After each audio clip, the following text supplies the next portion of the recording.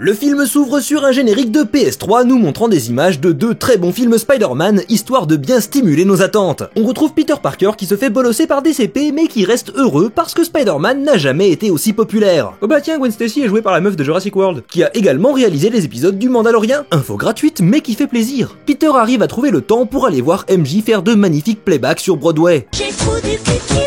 Harry est également présent dans les galeries du théâtre, une particularité architecturale qui n'existe que pour donner un air sinistre aux antagonistes. Peter essaie de s'expliquer avec lui au sujet de la mort de son père, mais Harry n'en a que faire. Par contre, il a offert des fleurs à MJ. Cette dernière avoue ne pas avoir confiance en sa performance, mais Peter lui dit qu'elle était parfaite. Un avis très objectif venant d'un mec qui est amoureux d'elle depuis la maternelle. Pendant ce temps, dans le manoir glauque des Osborn, Harry s'injecte le sérum du bouffon vert, mais à la place du vieux planeur de son père, il a un snowboard, car c'est un Jones trop cool et stylé. Wesh la mif. On notera que le sérum ne fonctionne que si tu es torse nu. Très beau caleçon. Peter et Mary Jane font le rencard le plus flac du monde à Central Park. Sérieux, l'identité secrète, ils s'en battent les couilles. Et ils sont trop heureux et tout mignons. Ce qui, en langage narratif, veut dire que ça va très vite partir en gonade. Quand soudain, une météorite. Le symbiote créature alien sort de la météorite et s'accroche à la plaque d'immatriculation du scooter de Peter. Ah bah 3 points sur le permis ça hein. Au même moment, un prisonnier s'enfuit à travers les rues de New York poursuivi par les flics les moins motivés du monde. Nous poursuivons des criminels. Ce prisonnier c'est Flint Marko qui possède une petite fille malade. C'est comme la soupe en sachet, ajoutez un peu d'eau et vous avez un vilain tragique instantané. Il est en prison pour avoir volé de l'argent afin de payer le traitement de sa fille. Vous appelez ça un larcin, les Américains appellent ça la sécurité sociale. Sa fille lui donne un pendentif et Marko nous indique subtilement ce qu'on devrait penser de lui. Peter rend visite à sa tante May en plein milieu de la nuit sans prévenir ce petit con et lui annonce qu'il va demander MJ en mariage. Tante May lui donne alors la bague avec laquelle l'oncle Ben avait fait sa demande et c'est quoi le problème avec la poussière là? Immédiatement en sortant, Peter est attaqué par le bouffon vert junior car ce film n'a pas le temps. Cette scène est très moche. Je pense que tout le budget est parti dans le plan Frodon qui est le seul potable du combat. Harry poursuit Peter et...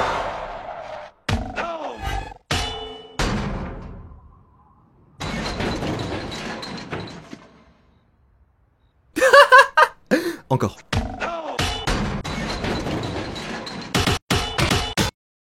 Peter emmène Harry à l'hôpital et le père de Gwen Stacy est dans ce film. Qu'y fait-il? Rien du tout. Marko est pourchassé et se réfugie dans un centre de recherche à ciel ouvert, comme on en trouve à chaque coin de rue de New York, je suppose. Grâce aux scientifiques les moins rigoureux du monde... mais y a un mec dans le bassin. Marko est désintégré. Harry se réveille à l'hôpital et il souffre d'une amnésie de film. C'est un symptôme d'une maladie qui s'appelle la facilité d'écriture aiguë. Harry a tout oublié de ce qui le faisait détester Peter et ce dernier n'a donc plus à assumer ses grandes responsabilités. C'est pratique. Le jeune Osborn en profite également pour spoiler la fin du film. My best friends. Give my life for them. Et le lendemain, on a droit à l'une des rares scènes réussies du film quand Marko se reconstitue et devient l'homme sable. Et attention, plan narine. MJ débarque chez Peter qui habite toujours dans son studio. Et ils auraient pu emménager ensemble, non? L'appart de MJ est quand même moins délabré. Bref, une critique négative sur sa pièce à Broadway l'a complètement anéanti. Un conseil MJ, ne te lance jamais sur YouTube. Peter ne trouve pas les mots pour la réconforter, mais une alarme de police lui permet d'éviter l'engueulade. En effet, une grue est en train de tomber d'un immeuble. Dans les bureaux en face, Gwen Stacy est justement en train de faire un shooting photo avec un photographe lubrique et dérangeant. Un photographe quoi. On notera les superbes réflexes de Gwen. L'instinct de survie. Pourquoi faire? La grue s'acharne contre Gwen en particulier, et au sol, Topher Grace fait son apparition dans le rôle d'Eddie Brock, marquant l'instant précis où ce film a désormais trop d'antagonistes pour son bien. Heureusement Spidey arrive et sans déconner cette grue veut la peau de Gwen Stacy. Notre tisseur sauve la jeune fille, et la grue, qui était quand même le danger principal de cette scène, arrête d'exister dès qu'elle est hors champ. Non, sans déconner, on la voit ni tomber ni s'arrêter de tomber. Elle a juste quitté l'existence. Je pars pour un monde meilleur. Eddie prend Spidey en photo et lui annonce qu'il remplace Peter Parker au Daily Bugle. On rejoint alors JJJ qui est toujours la meilleure chose du film, mais maintenant c'est facile, y a moins de mérite. Jameson promet un poste fixe à qui pourra lui rapporter une photo de Spider-Man en plein acte criminel. Pendant ce temps, chez les Osborn, Peter raccompagne Harry dans son manoir et lui offre un ballon de basket en souvenir de la fameuse scène du premier film. Mais non, mais ça c'est dans le reboot. Cet élément sort donc de nulle part. Toutefois, ce ballon nous permet de découvrir qu'Harry a perdu la mémoire, mais pas ses pouvoirs. MJ se fait remplacer dans son rôle, ce qui crée un parallèle intéressant avec l'arc de Peter et Eddie. Ah, on me fait signe que le film n'explorera pas cette piste, ok? Spider-Man va recevoir les clés de la ville, ce qui saoule terriblement MJ. N'oubliez pas les enfants, trouvez quelqu'un qui déteste votre passion et vous jalouse. C'est ça l'amour. Harry rejoint Mary Jane et elle lui dit qu'elle a été virée, ce qu'elle n'a pas été capable d'avouer à Peter. N'oubliez pas les enfants, trouvez quelqu'un qui ne communique pas avec vous. C'est ça l'amour. Je commence à me demander si c'est pas MJ la pire personne du... L'homme sable arrête Peter avant qu'il n'enchaîne sur une leu-leu en attaquant un convoi monétaire. Spider connard part à sa poursuite et il balance les gardes de l'air de rien. Soit ils sont morts éclatés sur le bitume, soit ils ont rejoint la grue dans le monde merveilleux du hors-champ. Pendant que les gardes s'envolent vers d'autres cieux, l'homme sable s'échappe. Ce soir-là, Peter a réservé une table dans un restaurant français. Bonsoir. Le serveur français est joué par Bruce Campbell. I am French. Et je mentionnais que c'était français. Oui. Bonne chance. Bonne chance. Et non, un vrai français ne dit ni bonne chance ni bon chance parce que ça porte malheur. Répétez après moi les enfants, il faut dire merde. MJ arrive donc au restaurant de très bonne humeur. Et Peter décide de servir du melon en entrée. I don't know, I guess I've become something of an icon. Tiens, Gwen Stacy est là aussi apparemment. MJ découvre que Gwen est la partenaire de labo de Peter et qu'il ne lui a jamais parlé d'elle. Innocemment, Gwen demande à Peter une photo de son baiser avec Spider-Man.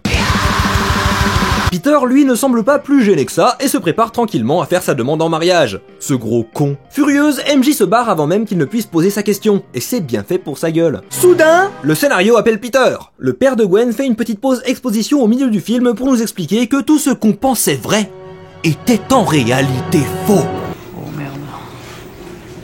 L'oncle Ben n'a pas été tué par le mec du premier film que Peter a défenestré, mais par Marco, ce qui aurait pu être un développement intéressant si le film avait le temps de l'explorer correctement. Mais ce film a trop méchant. MJ vient voir Peter parce qu'elle s'inquiète, ayant appris de la part de Tante May ce qu'ils viennent de découvrir. On découvre dans ce dialogue que Mary Jane sait ce qui s'est passé avec le premier mec et qu'elle couvre donc Peter depuis. Ce dernier lui répond en l'envoyant gentiment chier. Rongé par la vengeance, il passe la nuit à écouter la radio dans l'espoir de repérer Marco. Mais lorsqu'il s'endort, il est attaqué par le symbiote. Et c'est moi où le thème de Venom est identique à celui des X-Men.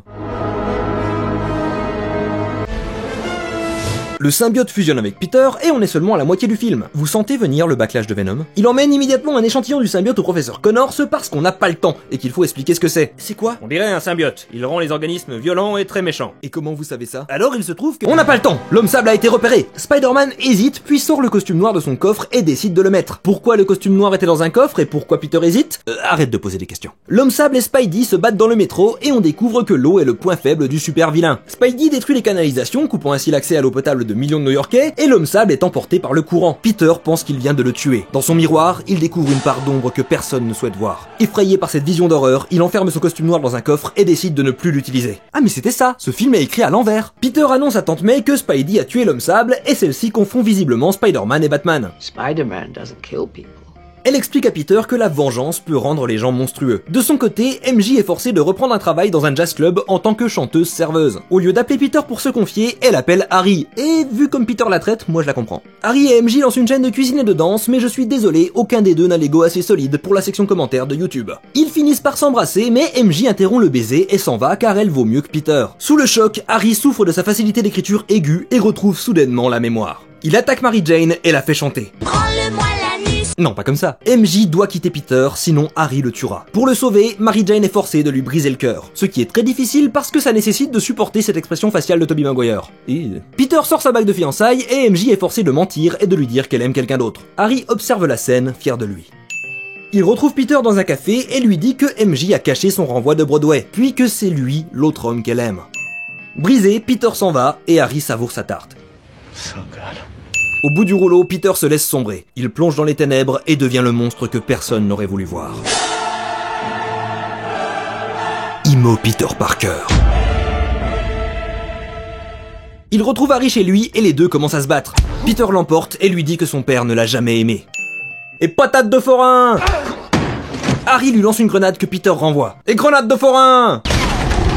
Peter découvre une photo de Spidey en train de voler de l'argent, mais heureusement le Daily Bugle crédite ses photographes. C'est Eddie Brock qui a fait le coup. Peter révèle qu'il s'agit d'un montage et fait renvoyer son rival qui jure de se venger. Alors que c'est clairement sa faute à lui, il a grugé, il s'est fait prendre, bien fait pour sa gueule. Et c'est là que le film commence à vraiment être émotionnellement dur à regarder, puisque c'est le fameux montage d'Imo Peter Parker. Alors on a plein de scènes qui nous montrent que Peter est devenu méchant et trop dark. Vous voulez une preuve qu'il est méchant? Il mange des cookies au téléphone! Monstre! Et il demande à être payé correctement pour son travail! Monstre syndicaliste! Je pense qu'on est tous comme cette meuf devant ce montage. Oh mon dieu, pourquoi? Le film réalise alors qu'il a déjà duré 1h30 et décide donc de ressusciter l'homme sable. Peter décide d'emmener Gwen Stacy en rencard au jazz club où bosse Mary Jane.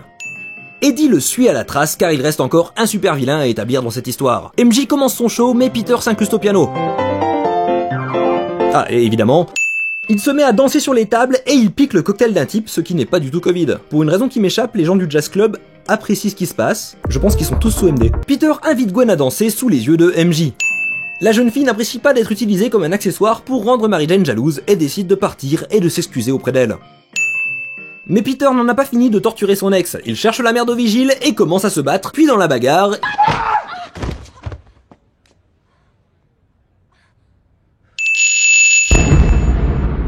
Peter réalise alors à quel point être trop dark fait de lui un monstre et décide d'aller se débarrasser du symbiote dans une église, non pas par ferveur religieuse, mais parce que le film a plus beaucoup de temps pour établir que les vibrations sont le point faible de Venom. Comme de par hasard, Eddie est en train de prier dans la même église et reçoit le symbiote. Venom apparaît donc à 1h45 de film, je suis sûr qu'il y aura tout le temps nécessaire pour en faire un méchant mémorable.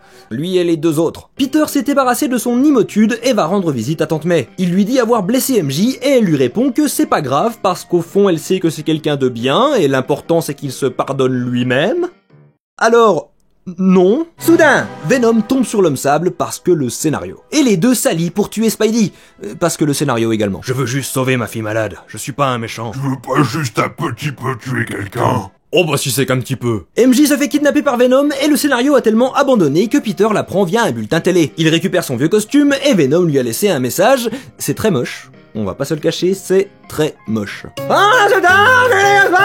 Harry n'est pas mort, on est content de l'apprendre. Peter lui demande son aide pour sauver MJ qui attend patiemment dans son taxi, y a rien qui presse. Défiguré, mais pas trop parce qu'il faut quand même qu'on voit le visage de James Franco au prix où on le paye, Harry refuse. Le Alfred de Harry, qui s'appelle Bernard, décide alors de lui avouer ce qu'il sait sur la mort de son père. Alors c'est très bien Bernard, mais pourquoi t'as attendu 2 films ?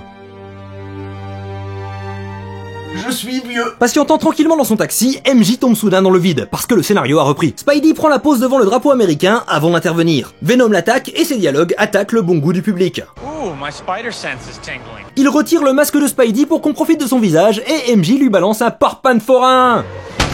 Bagarre, c'est moche, voilà. Peter pourrait sauver MJ, mais il prend le temps de remettre son masque et l'homme sable se transforme en géant pour lui bloquer le chemin. MJ tombe dans le vide pour la 1000e fois avant de se rattraper. Spidey la rejoint, mais Venom l'interrompt et cette scène commence à devenir très répétitive et lassante. Venom immobilise Spidey pendant que l'homme sable le pilonne et oh mon dieu, un taxi va tomber sur MJ. Heureusement, une journaliste est là pour nous décrire ce qu'on est déjà en train de regarder. Si, c'est ça le conseil d'écriture. Tell don't show. Le film aimerait bien nous faire croire que Spidey va mourir. Alors à main levée, qui y croit ? Quand soudain, une grenade éclate dans la face de l'homme sable et les deux figurants les plus convaincants du monde y réagissent.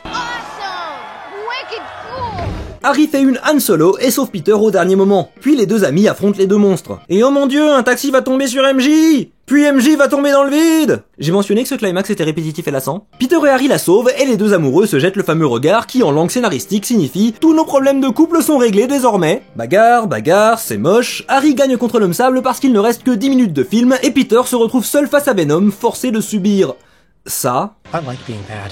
It makes me happy. Harry intervient au dernier moment, ce qui doit faire le 5e dernier moment déjà, et bim!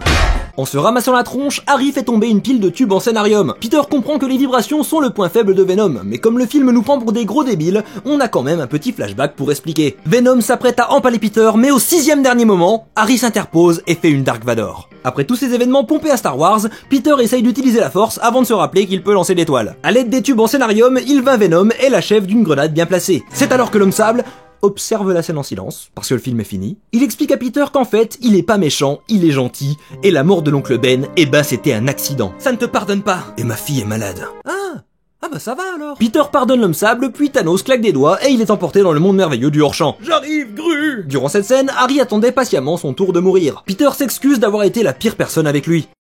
Sérieusement? Et Harry décède, tragiquement. Non mais comment voulez-vous que je sois dans l'émotion en voyant cette tronche d'anus? Harry est enterré et Gwen Stacy est invitée à l'enterrement apparemment. Faut croire qu'ils se connaissaient, même s'ils sont dans aucune scène ensemble. Le film se termine dans le jazz club. Prends-moi entre les fesses! Où Peter et MJ se réunissent et dansent, puisqu'ils se sont adressés le regard qui veut dire que tous leurs problèmes de couple sont résolus désormais. Fin. Et toujours pas de scène post-générique.